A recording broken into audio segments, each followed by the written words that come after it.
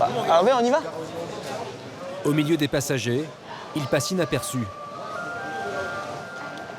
Pourtant, Arnaud Mimran est accusé d'être l'un des cerveaux d'une des plus grosses arnaques de l'histoire. Une fraude à 283 millions d'euros. Cet ancien Golden Boy et ami de nombreuses stars risque la prison. C'est le top. Bonjour Arnaud. Bonjour. Vous arrivez d'où là? Ajaccio. Tu es en vacances? Ah ouais, en vacances. On n'a pas le choix, on reste en France pour l'instant. Miami, Marrakech ou Ibiza, toutes ces destinations jet-set lui sont désormais interdites. Arnaud Mimran doit rester en France par obligation. Son procès s'est tenu il y a un mois. Mais dans l'attente du verdict, il est soumis par le juge à un strict contrôle judiciaire. Il m'a demandé donc 1 million de caution, interdiction de quitter le territoire. Donc bien évidemment, moi, il est hors de question que je me mette en fuite. 3 fois par semaine, il doit se rendre à Paris, là où il est officiellement domicilié. Direction le commissariat pour pointer, autrement dit, signaler sa présence. Bonjour monsieur. Vous venez pourquoi? Contrôle judiciaire. Oui, vous avez une pièce d'identité s'il vous plaît? Comment cet ancien trader, qui brassait des millions, s'est-il retrouvé au centre d'une des plus grandes escroqueries? Et serait-il à l'origine d'autres affaires, criminelles cette fois?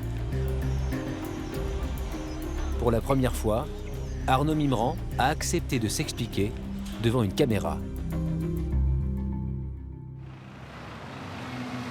À Paris, il habite le très chic quartier du Trocadéro.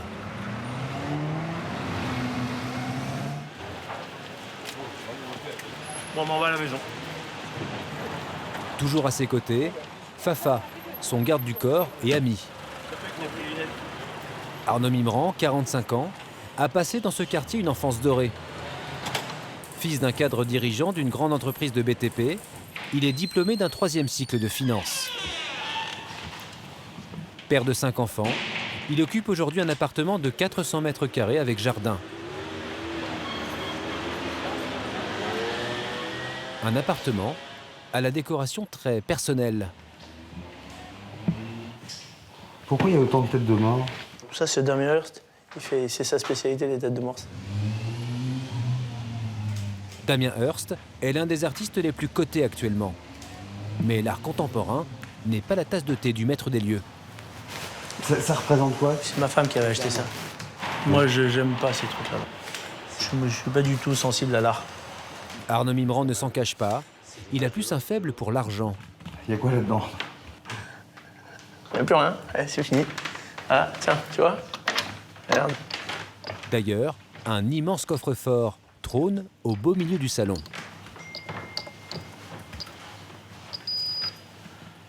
Ah, il y a les douanes judiciaires qui sont passées par là.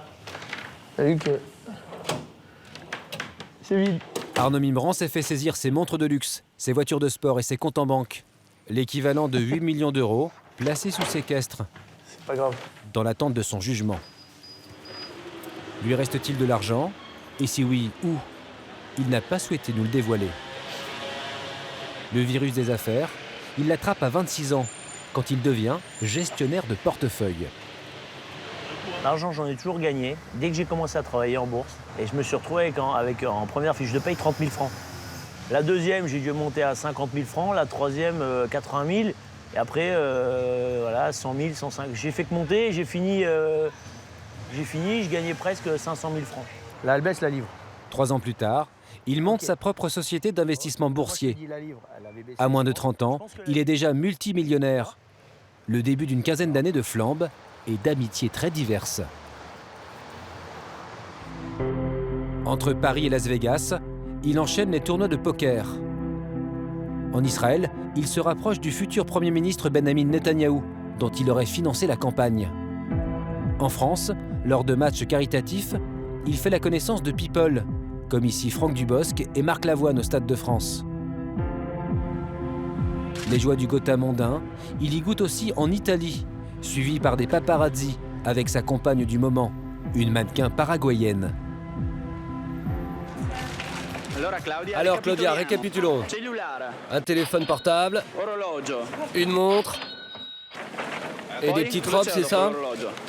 C'est un secret. Au volant d'une Rolls-Royce, ou à la barre d'un hors-bord, il affiche sans complexe son train de vie flamboyant. Point d'orgue de ses années fastes, la bar mitzvah de son fils en 2012, en présence de Patrick Bruel, du rappeur Puff Daddy et du chanteur Pharrell Williams.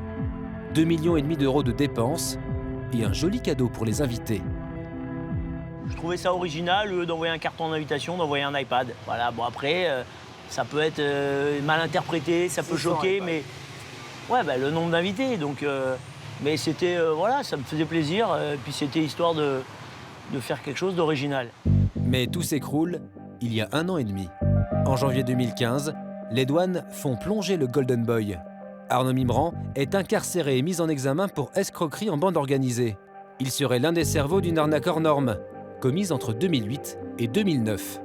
C'est une arnaque invisible, certains diraient géniale, qui a coûté 5 milliards d'euros aux États de l'Union européenne.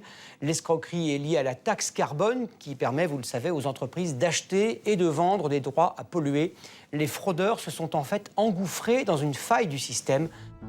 La faille, c'était de pouvoir acheter et revendre, via Blue Next, une bourse spécialisée parisienne, des titres de droits à polluer, mais sans reverser la TVA aux États européens, dont la France. Aux enquêteurs, Arnaud Mimran reconnaît avoir participé à l'arnaque, mais à son insu. C'est un ami de poker qui l'y aurait entraîné, un certain Sami Souyed, homme d'affaires sulfureux, déjà mis en cause pour escroquerie. Sami Souyed, il se met à me parler d'un produit qui est coté en bourse, donc ça m'intéresse. J'essaie de comprendre. Il me parle de droits de polluer. Il faut savoir que à ce moment-là, personne ne sait ce que c'est que les droits de polluer. Sami Souyed m'explique qu'il a besoin d'argent, je lui prête l'argent et il me remboursera au bout d'1 an mes 8 millions plus 3 millions de gains. Voilà. Au moment où je lui prête l'argent, je ne peux pas me douter une seconde que cet argent va servir à ça, c'est tout, voilà. En tout, une arnaque à 283 millions d'euros.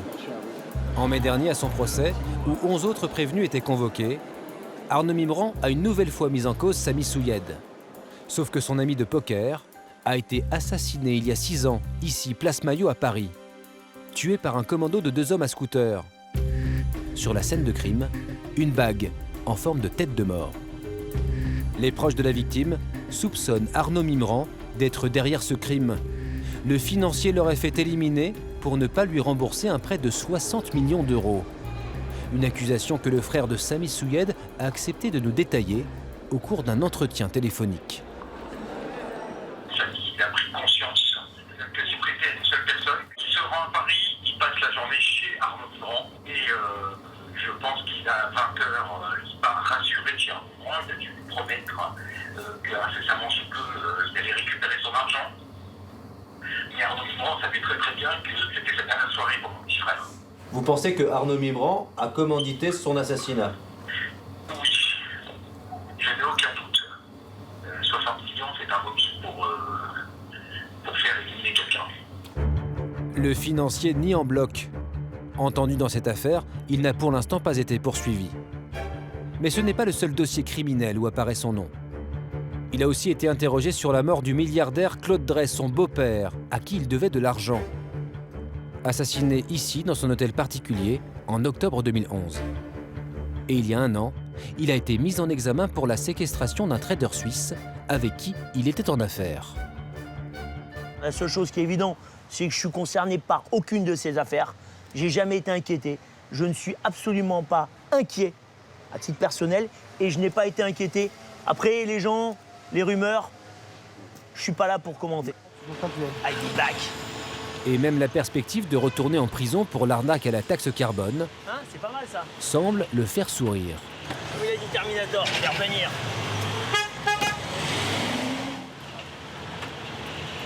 Apparemment, ça vous fait pas peur de partir en prison? Bien sûr que ça me fait peur, il est fou lui. À qui ça fait pas peur? J'ai des enfants, j'ai tout, bien sûr que ça fait peur, mais qu'est-ce que tu veux que je fasse? Il est fou ce mec-là, il croit vraiment que ça me fait rien d'aller en prison. En attendant le verdict, fini les sorties de jet set où il s'affichait avec des célébrités. Ce soir-là, c'est bar à chicha avec Fafa, son ami garde du corps, rencontré lors de ses 4 mois de détention provisoire à Fresnes l'année dernière. Lui, c'est un vrai bricoleur, c'est un débrouillard. Non, mais avec lui, j'étais top. Hein. Pendant 4 mois, la vérité, c'est passé en ONU, je suis resté une semaine. Ah, les 4 mois de Fresnes. D'ailleurs, le juge, dans les écoutes, parce que j'ai le téléphone et qu'il écoute, il a dit faut pas le remettre à Fresnes, il est trop bien. Arnaud Mimran s'attend à retourner en prison.